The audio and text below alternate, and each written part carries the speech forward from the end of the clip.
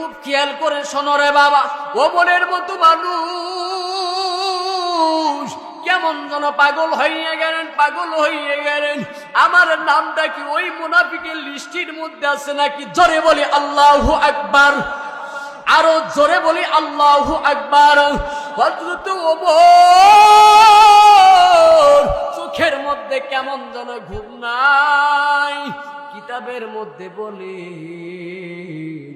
একদিন হযরত ওমর রাদিয়াল্লাহু তাআলা আনহু বৃষ্টির ভিতরে ভিজিয়া ওই সাহাবীর বাড়ির মধ্যে চলে গেলেন।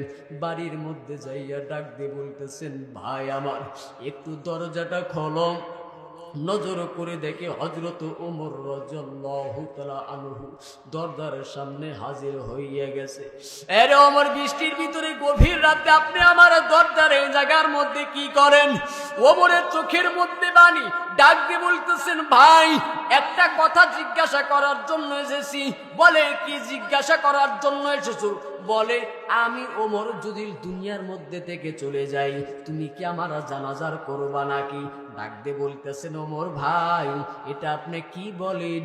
আপনি মারা গেলে আমি কেন আপনার জানাজারটা করব না?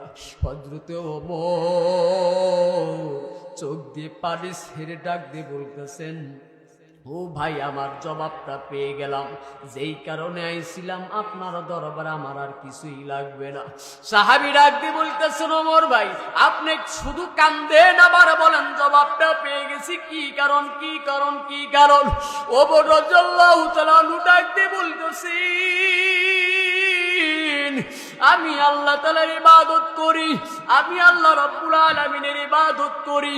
জানি না আল্লাহ রাব্বুল আলামিন আমার ইবাদতগুলো কবুল করেছে কি করে নাই, কিন্তু নবী মুহাম্মদ যখন মুনাফিকের লিস্টিটা আপনার কাছে দান করলেন, আমার ওমরের মধ্যে কেমন যেন ভয়। আমার নাম মনে হয় লিস্টির মধ্যে আছে, কিন্তু যেহেতু আপনি তো মুনাফিকের জানাজারটা করেন না, যখনই বলছেন না ওমর আমি তোমার জানাজারটা করব, আমি তখনই ভাবছি আমার ওই নামটা লিস্টির মধ্যে নাই, কারণ আমি আল্লাহ রাব্বুল আলামিনের দরবারে মানুষ হইতে চাই। একটু জোরে বলি আল্লাহু আকবার। হযরত ওমরকে ডাক দিয়ে বলে, নবী ডাক দিয়ে বলে, এই ওমর মানুষ হইতে চাও, আল্লাহ পাককে পাইতে চাও? বলে, হ্যাঁ। এই দুনিয়ার মানুষ খুব খেয়াল করবেন, দিলটা নরম করে দেন। জীবনে তো অনেক গুনাহ করছেন, অনেক রাত তো গুনার মধ্যে কাটাইছেন। এই জায়গার মধ্যে যদি এক ফোঁটা চোখের পানি ফেলতে পারেন, কিয়ামতের ময়দানে এই পানিটা আমার আপনার জন্য জান্নাতের উসিলা হয়ে যাবে। জোরে বলে আল্লাহু আকবার।